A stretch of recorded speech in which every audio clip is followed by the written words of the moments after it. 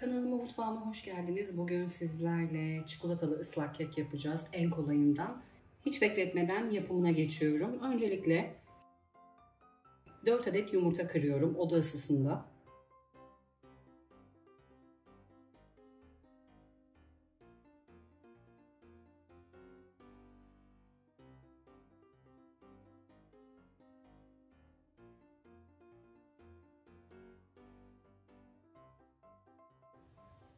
Bir su bardağından bir parmak eksik toz şeker. Mikser yardımıyla 2-3 dakika köpük köpük olana dek çırpıyorum.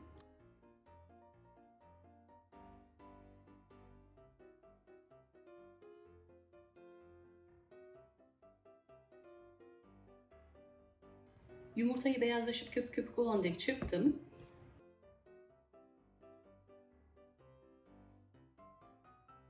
2,5 su bardağı un ilave ediyorum. 1 su bardağı sıvı yağ. 1 su bardağı su.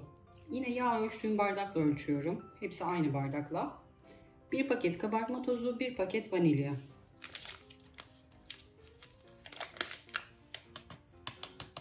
Üç tepeleme yemek kaşığı kakao. Mikserle sadece karışana kadar çırpıyorum. Çok fazla çırpmıyorum. Yaklaşık 1 dakika kadar. Çok fazla çırpıp yumurtaları söndürmek istemiyorum. Bir spatula ile yanındaki yumurtaları ve unları alıyorum.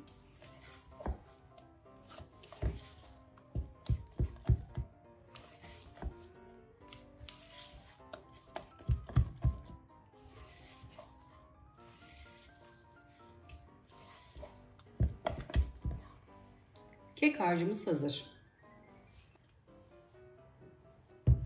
Fırınımı da açtım. Alt üst ayağı 165 derecede ısınıyor. Sıcak fırına göndereceğim. Kek kalıbıma 2 yemek kaşığı sıvı yağ ekledim. Fırçayla yanlarını her yerine gezdiriyorum.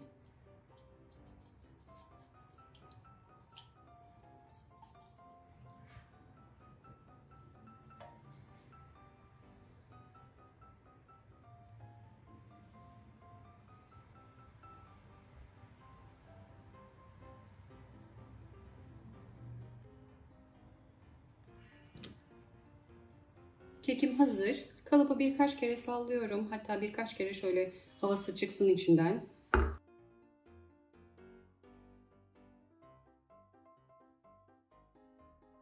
Önceden ısıttığım fırına pişmeye gönderiyorum. Çıkarmadan önce kürdan testi yapıyorum. Eğer kürdan temiz çıkıyorsa pişmiş demektir. Kekim pişti. Fırından aldım. Çıkarmadan önce kontrol etmiştim. Yine bir bıçak yardımıyla. Bu şekilde temiz çıkıyorsa pişmiş demektir. 5 dakika kadar keki soğutuyorum.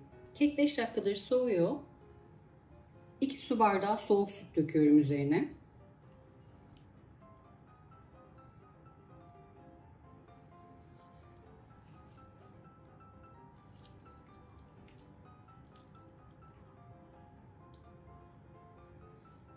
...10 dakika kadar sütünü çekmesini bekliyorum. Sütü iyice çektikten sonra kalıbı çok daha fazla kalıpta bekletmeyin.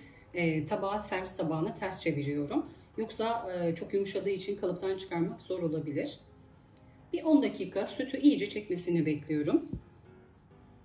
Zaten gördüğünüz gibi çok az kaldı sütü.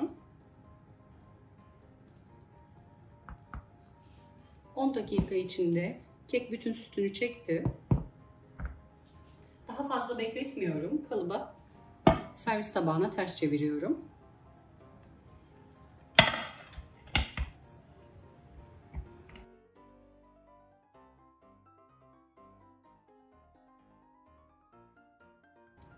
Kalıptan sorunsuz bir şekilde çıktı. Keki soğuması için kenara alıyorum. Soğuduktan sonra süsleme işlemini yapabiliriz. Buzdolabı poşetinin içine çikolata koymuştum. Bir bardağı koydum. Ilık su içine koydum. Çikolatalar eridi. Bir makasla poşetin sivri yerini açtım. Kekin üzerini süsleyelim.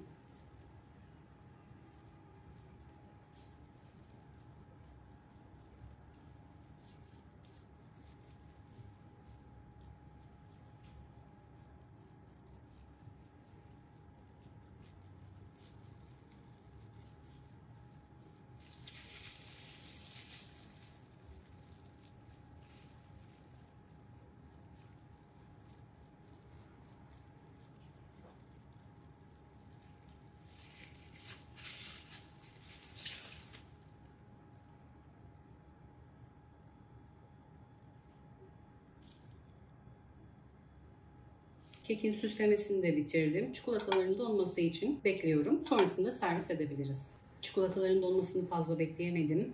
Hemen bir dilim kesiyorum. İç dokusuna da bakalım.